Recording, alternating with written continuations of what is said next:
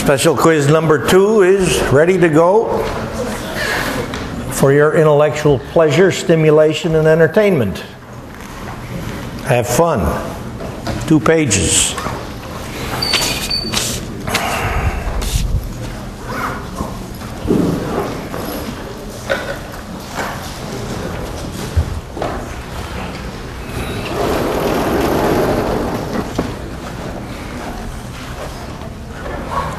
Now, with previous conversation, we have showed how, from a quantitative standpoint, equilibrium, in terms of the equilibrium constant, relates to fundamental thermodynamic properties of a reaction system. In particular, delta G0, which is equal to minus 2.3 RT log of the equilibrium constant. You don't have to know the derivation. You don't have to memorize this stuff. It's all on the information sheet, which perhaps you have noticed since you've now used the information sheet a number of times. Your job is to use it correctly, not to memorize it. So with information of this nature, let's show some of its practical significance in using it to analyze a chemical system from a thermodynamic standpoint. Like this. We've done a lot with calcium carbonate this term from a water solution chemistry standpoint. Now we're going to do something else with this wonderful stuff.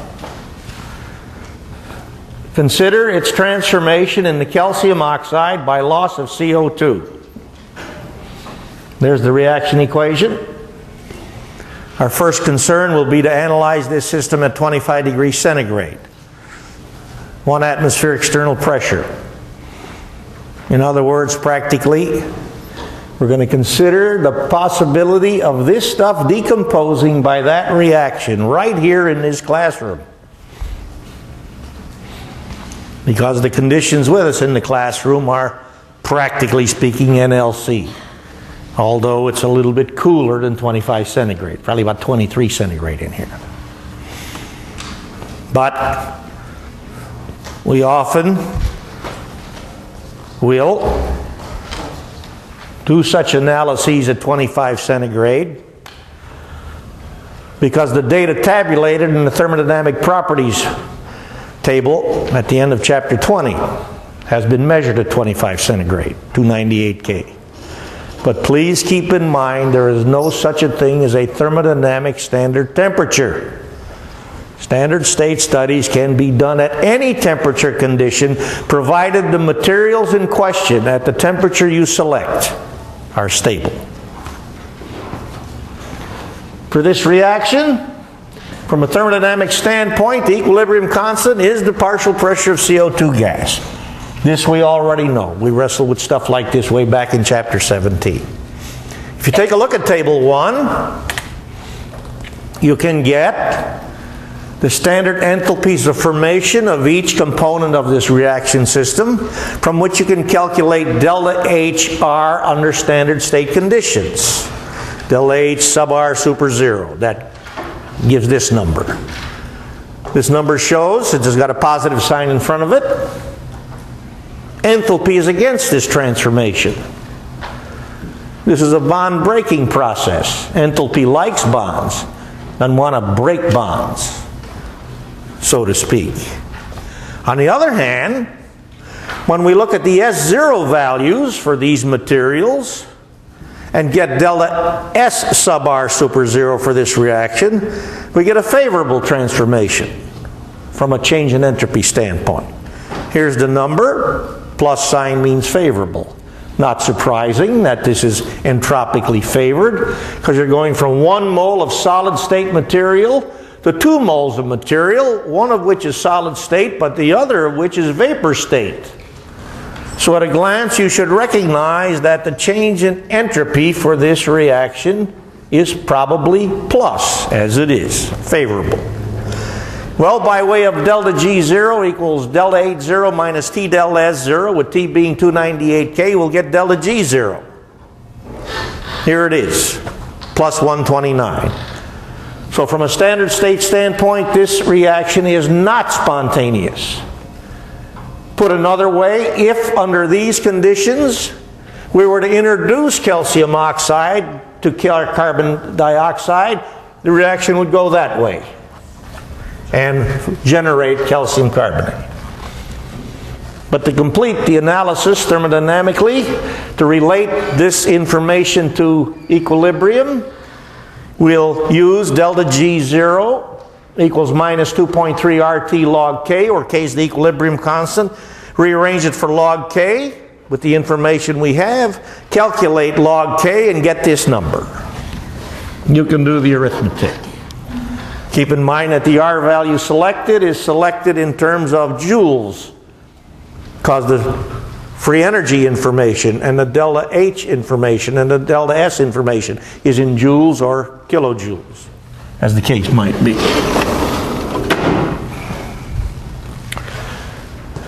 When you take the antilog of that number, you get 2.3 times 10 to the minus 23. That's a daggone small K value. Telling us, as we've already recognized, because the delta G0 value is for this transformation plus. Under standard state conditions, that thing is not spontaneous. What are the units on this thing? Because it's oftentimes necessary in analyzing a system to get at quantities or partial pressures if we're dealing with gases, as we are in this case. And if you examine this log K calculation, you'll find out that this number is unitless. And when we take the antilog of this number, then we get a unitless value. So what are we going to do if we need to attach units, append units to this equilibrium constant? It's very simple. You look at the equation for the reaction. There it is, for which the equilibrium constant is partial pressure of CO2. What unit are we using for pressures, thermodynamically speaking? Atmospheres. That's where we get the unit, or units. You look at the equation for the reaction. That's the source of the units should you need them. So,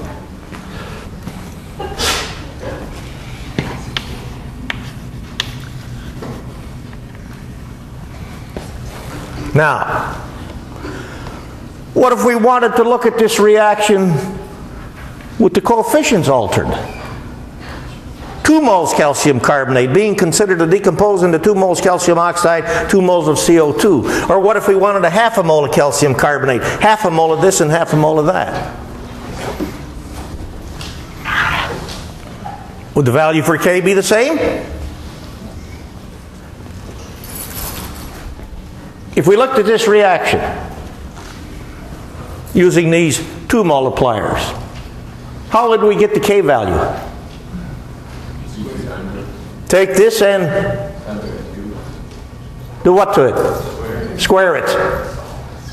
Right? Because then the equilibrium constant is the partial pressure of CO2 quantity squared. What if we looked at this with these coefficients?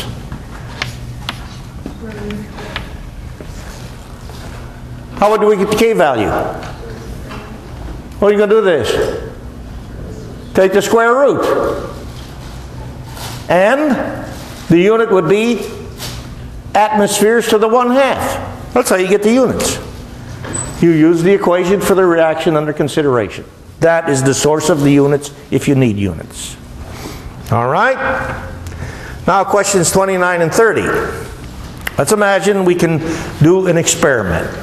Or let's imagine doing an experiment.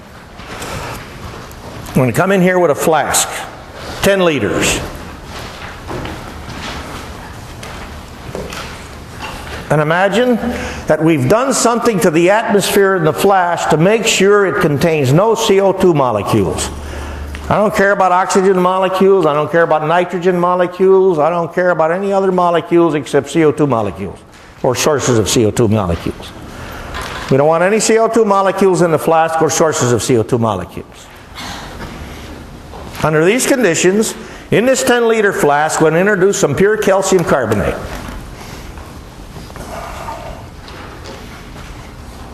If we have allowed CO2-free air to enter into the flask from our room, then inside the flask we'd have a pressure same as this, about 1 atmosphere.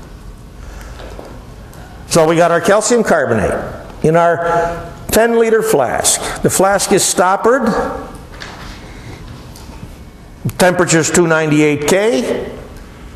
Pressure on the system is about 1 atmosphere. But initially there are no CO2 molecules in the atmosphere above the CO2 contained in the flask. Under these conditions, will the calcium carbonate decompose by that process spontaneously? Under these conditions, calcium carbonate in our stoppered 10-liter flask, no CO2 molecules in the flask. Under these conditions, will our calcium carbonate decompose spontaneously by that reaction in this flask? Yes or no? Yes. You're daggone right. Now then, how much CO2 will we get by this decomposition? Well, we're doing the arithmetic. We've already written it on the board to find out how much CO2 we'll get. So I've written a description here of the experiment we just described, and we posed the question, how many molecules of CO2 will be obtained? Well, CO2 shows a behavior that's very much describable by PV equals nRT. You expect that CO2 will show a behavior that is describable by PV equals nRT? Yes or no? What is this PV equals nRT? Just some algebra recipe which puzzled you in Chemistry 2045 and you didn't have any idea what the hell it meant? I'm asking. Is it something that its sole purpose in 2045 was to take PV equals nRT with R being a constant, so treat it as a component of 4 possible unknowns, P, V, N, T. Give you 3 and calculate the 4th. Push in the buttons and get the answer. Is that what you did with it? Because if that's what you did with it and nothing else, that was a total waste of time, an insult to the educational process.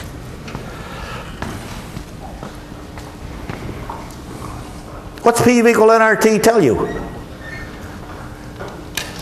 Did you learn that this is an energy equation? Did you learn that? It's an energy equation. Mechanical energy, PV, set equal to thermal energy, nRT. As soon as you see that T involved in an energy term, you know you're talking about thermal energy or heat energy. You got a device that puts this relationship to use? Do you own a device which puts this relationship to use? You got a car? You got an engine in your car? Your funny car, you didn't have an engine in it.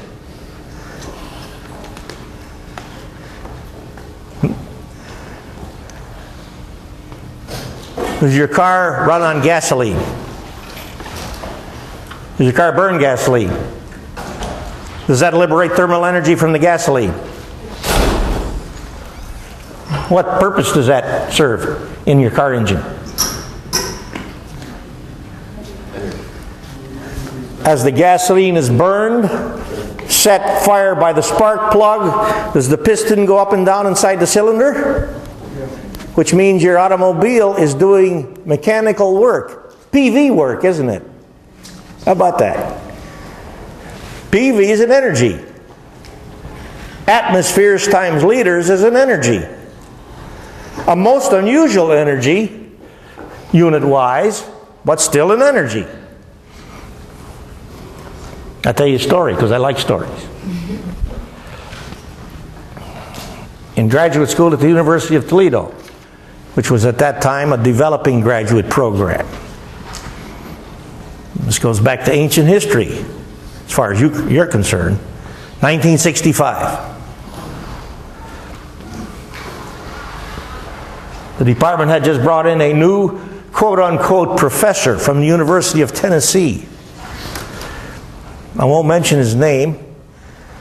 Maybe the SOB's still alive.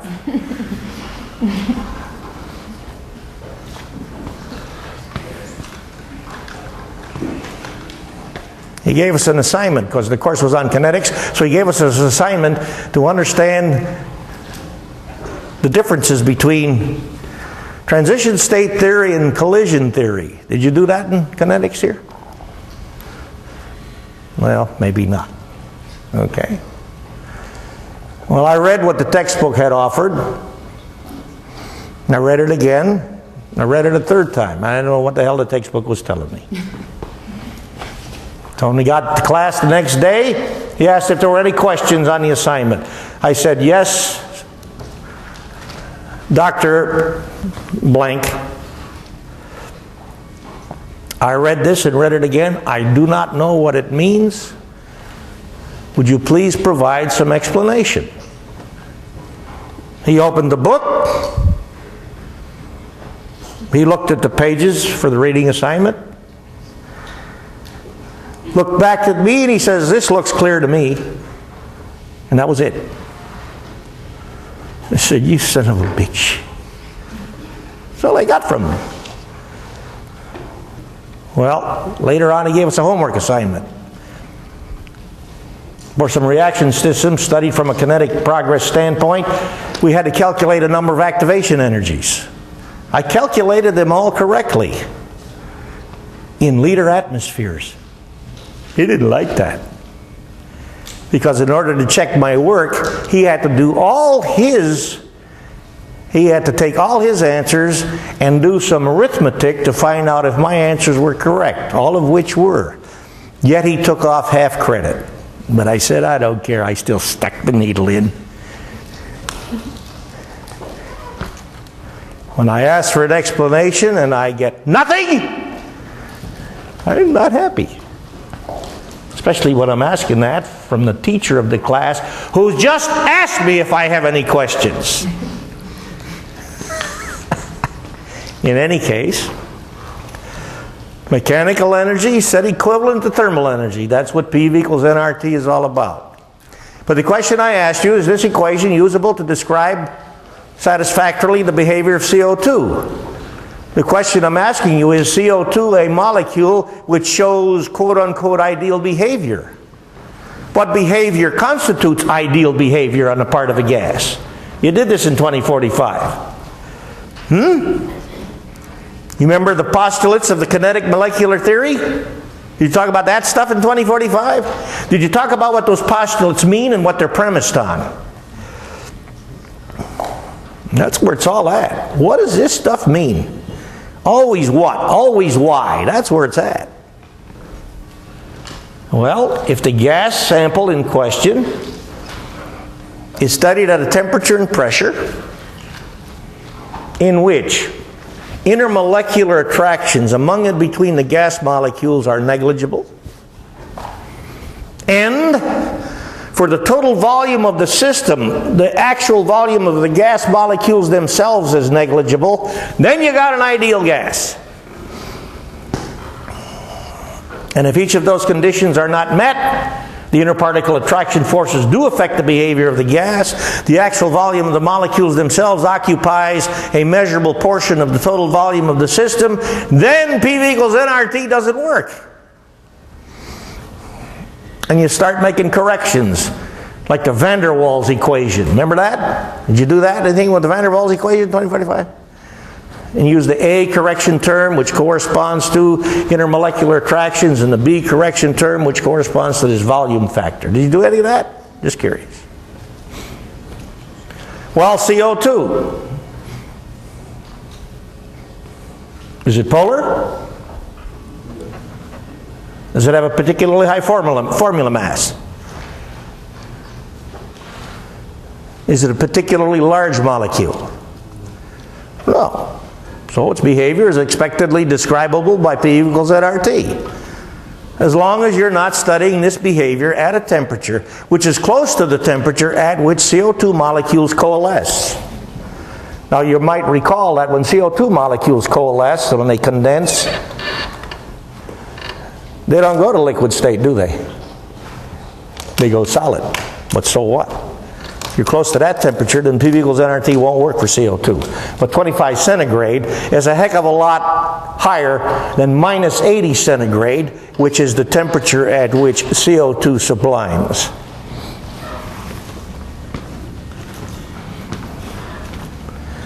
So we apply P equals nRT, we get 9.4 times 10 to minus 24 moles. Wow, what a bunch of moles. Well, we ask the question though, how many molecules? How can we take this and turn it into molecules, Avogadro? You here today? Avogadro? 6.02 times 10 to the 23rd particles per mole, whatever the particles might be. In this case, the particles are CO2 molecules. So if we multiply this by 6.02 times 10 to the 23rd, we'll get an astoundingly huge value. And I wrote it down here someplace. Oh, there it is.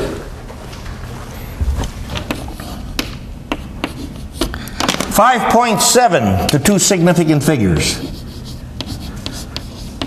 Molecules. You could accept this answer? For molecule? Can you have 0.7 of a molecule? Can you have 0.7 of a chair? 0.7 of a chair is junk. So I'll call it 6. There you go. 6 molecules of CO2 were liberated to the atmosphere above this calcium carbonate in this sealed 10-liter flask by that process. And then the system is under what condition? Equilibrium. And no more decomposition of calcium carbonate. The spontaneous part has done its thing. Spontaneity stops when we get to equilibrium. Question. Is the atmosphere of this room bigger than 10 liters? That's a hell of a lot bigger than 10 liters. I've done an estimate of the volume of this room. I get about 10 to the 7th liters. I treat it kind of like a rectangular box. It's kind of cheating because the steps go up and you have to make some approximations, but I get about 10 to the 7th liters. 10 to the 7th liters. That's 10 to the 6th. 1 million times bigger than our experimental flask. Right now before you, I show some calcium carbonate. Is any of this, by this process, liberating some CO2 molecules to this atmosphere? How many more CO2 molecules do you think I just put into this atmosphere by doing that? How many more CO2 molecules have you put into the atmosphere here every time you went? You think some of this is falling apart in the CO2 in this atmosphere? Hell no! This thing has got a heck of a lot more than 6 CO2 molecules per each 10-liter volume. Believe me, a whole lot more. Don't ever forget the practicality of the situation. CO2. A respiration product of our breathing system. There's some more for you. All right, so we go to the next part of this issue. We've so far demonstrated that this calcium carbonate in this room is not decomposing whatsoever by this process. Could we get the calcium carbonate to decompose by that process in this room? Could we get the calcium carbonate to decompose not only by that process, but under standard state conditions in this room? Question: if calcium carbonate is to decompose under standard state conditions,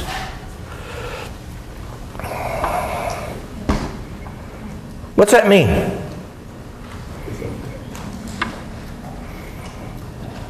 If calcium carbonate is to decompose by that process under standard state conditions, what does that mean? Well, spontaneous. Well, what does it mean? Tell me what's happening. Describe the system and its behavior. The calcium carbonate is decomposing by that process, and which means the process is liberating CO2 to its surroundings. And this is happening under standard state conditions.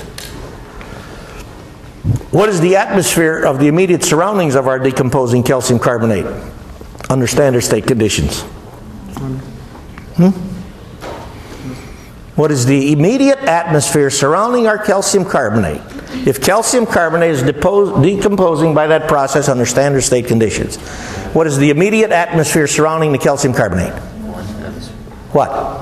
That tells me that I want to know the composition of the environment surrounding the calcium carbonate. What is it? Mostly nitrogen. 20%. Nope. Calcium carbonate is decomposing spontaneously under standard state conditions by that process. What is the immediate nature of the surroundings of the calcium carbonate under these conditions that I've just described? What is it? No. I want to know what's in this environment. What? There's no CO3? Or a very small amount of CO3? Standard state conditions. What do we have to do to establish standard state conditions? Every component of the system's got to be present. And if one of the components of the system is a gas, that gas has got to be present under what condition? A partial pressure 1 atmosphere. So this calcium carbonate is decomposing in an atmosphere of carbon dioxide. With the carbon dioxide at a partial pressure of how much? 1 atmosphere. By golly, that's the nature of the system. Can that be achieved? Can we get calcium carbonate to decompose by that process if it's surrounded by an atmosphere of CO2, which is at a partial pressure of 1 atmosphere? No oxygen, no nitrogen, no other molecule, just CO2 molecules. Can we get this to happen? The hell we can't. You see this data up here? These data?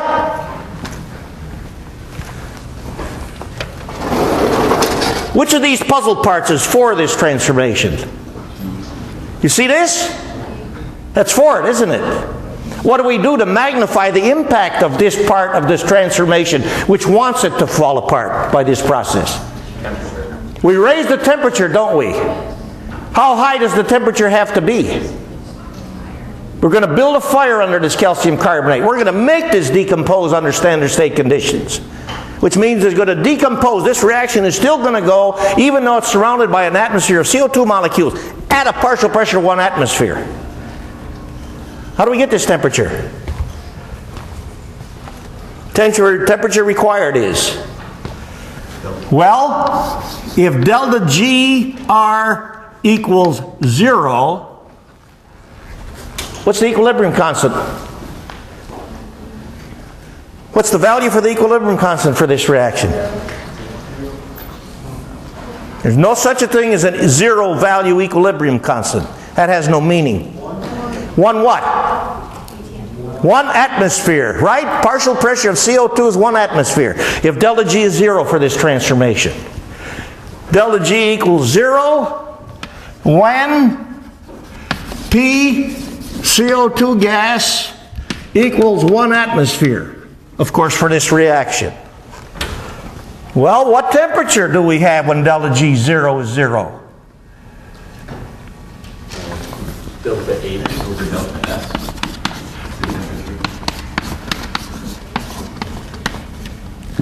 You believe this? Because here's what we're operating on.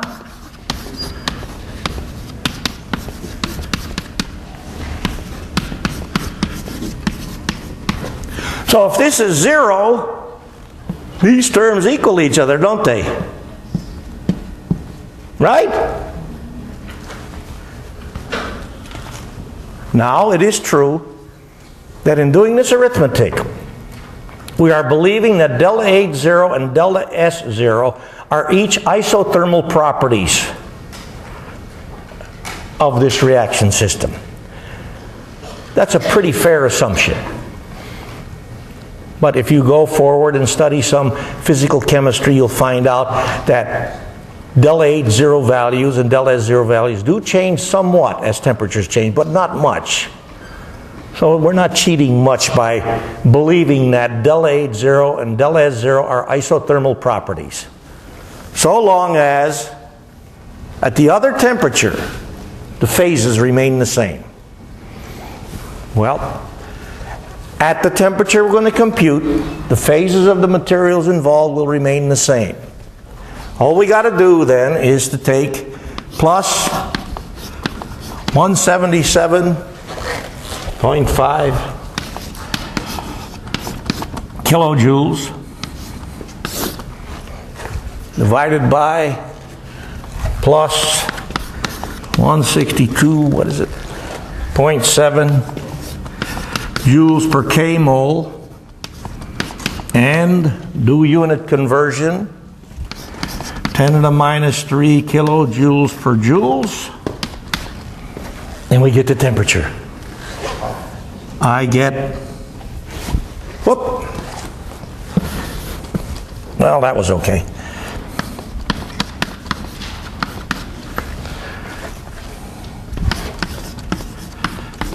$1091K. You can convert that to centigrade if you want by subtracting 273. So, for this to go, for that to go, under standard state conditions, to what temperature must the calcium carbonate be heated? I'm listening. Because if you heat the calcium carbonate to 1091K, under standard state conditions, is this going to go? No, it's not. It's going to be at equilibrium under standard state conditions, right? That's when delta G0 is 0. But we got to make delta G0, we got to make delta G sub R super 0 be equal to a negative number. Then it goes. So tell me about the temperature we've got to use. Anything above that, then we got it done. Okay? So, heat CaCO3 greater than 1091K. And there we have it. And as this stuff decomposes, provided we're not doing this in a closed environment, the CO2 produced by this reaction will push back the CO2 that surrounds the system at a partial pressure of 1 atmosphere. Because the pressure developed by CO2 at a temperature greater than 1091 is greater than 1 atmosphere. So it's going to push back this atmosphere of CO2 which surrounds the system. Hey. Now if we did that in this classroom, which we could certainly make a fire in here which achieves a temperature above that. In short order fashion, if we were watching this, you were all sitting in the seats watching this, after a while, you think you might start to choke? Why would you start to choke? Because the CO2 pushed by this system is going to shove all the air out of this place, isn't it? And this place is going to be filled up with CO2. And as long as we don't seal the doors and windows, and we keep heating the calcium carbonate, CO2 keeps coming off. And out it goes. But we'd have to get the hell out of here, or else hook ourselves up to an air tank so we could breathe while we're watching this happen. It wouldn't be very exciting. All you'd see is a bunch of calcium carbonate pile getting smaller. Not a whole lot smaller, because you're going to turn it into a different solid. Okay. Now then, there are some other questions associated with this system which you will be asked to consider tomorrow in discussion class. So now let's tackle the next system we want to look at.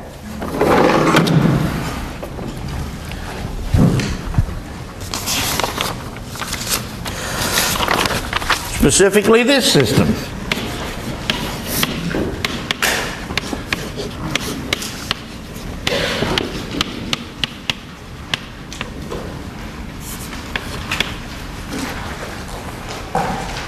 Directive number 1. Right now, on your paper, write the equilibrium constant for this reaction system.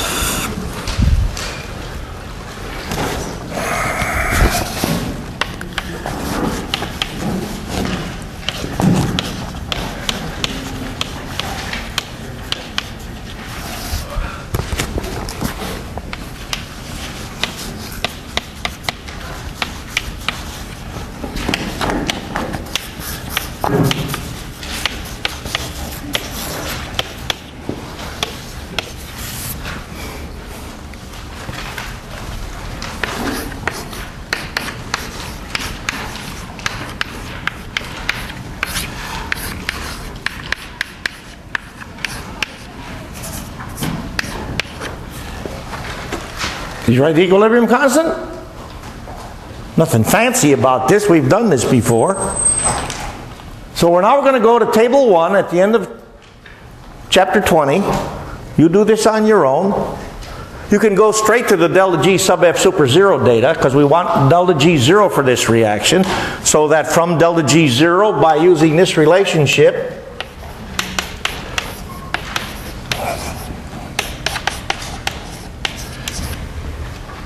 or you can use the natural log form if you prefer.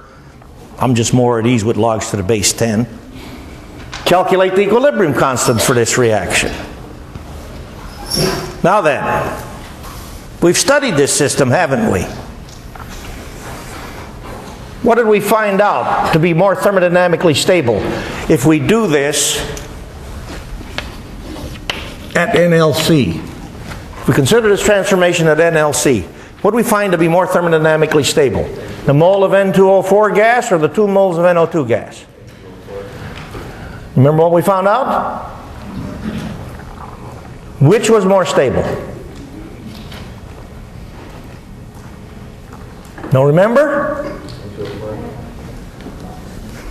This reaction as it stands is favored by delta H because it's bond forming exclusively, exo exclusively, but disfavored by delta S because delta S says, hey, I got a lot more particles over here. I like this side of the fence better. Which is the overriding thermodynamic term?